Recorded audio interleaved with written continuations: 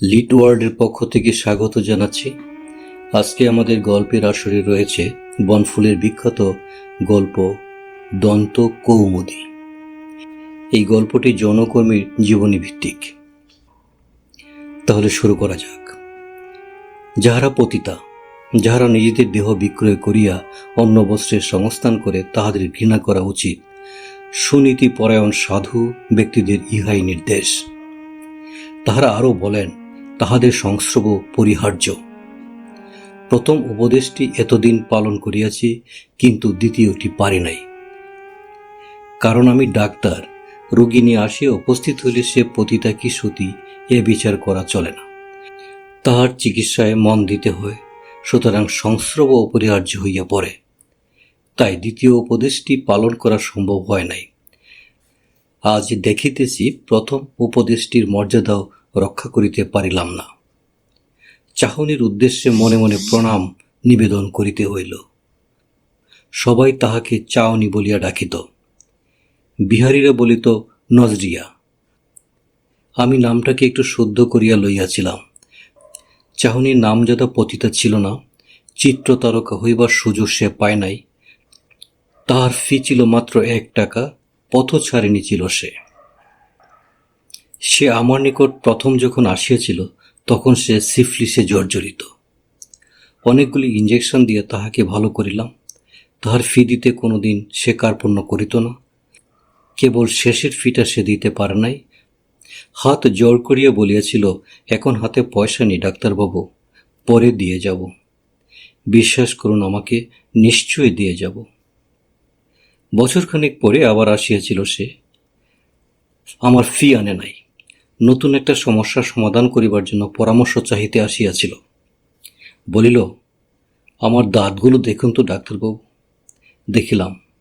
দাঁতগুলি মজবুত আছে, কিন্তু প্রত্যেকটি কুচকুচে কালো। মিশি গুল এবং পানদুক্তাই কারণ। বলিলাম, দাঁত তো ভালোই আছে, রং অবশ্য কালো হয়ে গেছে, কিন্তু তাতে ক্ষতি কি? চাহনি কিছুক্ষণ চুপ করিয়া রহিল। এ কালো রং উঠিয়ে দেওয়া যায়? যায়, কিন্তু অনেক হাঙ্গামা। এখানে হবে না, কলকাতা যেতে হবে। থাক না কালো রং, ক্ষতি কি? চাহনি বলিল, আজকাল ঝকঝকে সাদা দাঁত সবাই চায়। আমার খদ্দের অনেক কমে গেছে। বলিয়া মাথা হেট করিল। তারপর বলিল, কলকাতায় চলে যাই তাহলে। রেশমিও এই কথাই বলছিল। আপনিও যখন বলছেন, তখন সে ব্যবস্থাই করি। যাইবার পূর্বে বলিয়া গেল, আপনার ফি এর কথা বলিনি, পাঠিয়ে দেব পরে। বড় টানাটানি চলছে আজকাল। চলিয়া গেল। তাহার পর 5 বছর কাটিয়াছে। চাহনির কোনো খবর আর পাই নাই। আজ সকালে একটি ঘর ছাটা ছোকরা একটি চিঠি ও একটি সিল করা কোটা আমার হাতে দিয়ে গেল। বলিল, চাহনি এটা কলকাতা থেকে আপনাকে পাঠিয়েছে। কি আছে কৌটাতে তা তো জানি না। ছোকরা চলিয়া গেল। চিঠিটা খুলিয়া পড়িলাম। আঁকা বাঁকা লেখা, অজস্র বানান ভুল, ভাষাতেও গরু চণ্ডালী দোষ। সংশোধন করিয়া লিখিলে এইরূপ দাঁড়ায়, শ্রী চরণেশু। ডাক্তারবাবু, ভগবানের কৃপায় আশা করি আপনি ভালো আছেন। আশা করি এ অভাগীর কথা আপনার মনে আছে। আপনার পরামর্শ অনুসারে আমি কলিকাতায় আসিয়া একজন বড় দাঁতের ডাক্তারকে আমি দাঁতগুলি দেখাইয়াছিলাম। তিনি বলিলেন, সব দাঁতগুলি সোনা দিয়া বাঁধাইয়া লও। সবগুলি না পারো, অন্তত সামনের কয়টি বাঁধাইয়া লও। দেখিতেও ভালো হইবে, দাঁতগুলি অনেক দিন টিকিবেও। আমার যে কয়খানা গহনা ছিল, তা বেচিয়া সোনা দিয়া দাঁত বাঁধাইয়া লইলাম।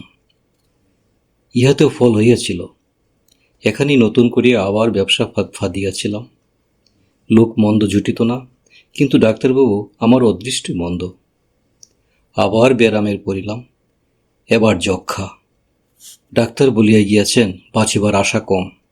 অনেক টাকা খরচ করিলে কিছুদিন বাঁচিতে পারি। সম্পূর্ণ আরোগ্য হইবে না, আমার টাকা আর নাই। চিকিৎসা এবং বাড়ি ভাড়ায় সর্বশান্ত হইয়াছি, আর বাঁচিব না। আপনার সহিত আর আমার দেখাও হইবে না। আপনার কিছু ফি বাকি ছিল, সে কথা আমি ভুলি নাই। আপনার ঋণ শোধ করিবার নয়, শুধু ফি বাবদ কিছু পাঠাইতেছি। আমার কাছে নগদ টাকা নাই। আমার সোনা বাঁধানো দাঁতগুলি আপনাকে একটি কৌটায় পুরিয়া পাঠাইয়া দিতেছি। পাড়ায় একটি ছোকরা দাঁতের ডাক্তার আছে, সে কোনো পয়সা না লইয়া দাঁতগুলি উপরাইয়া দিয়াছে। ছেলেটি বড় ভালো। রেশমির ছেলে খোলতা এখানে আসিয়াছিল, তাহার হাতেই পাঠাইলাম। আপনি গ্রহণ করিলে কৃতার্থ হইব।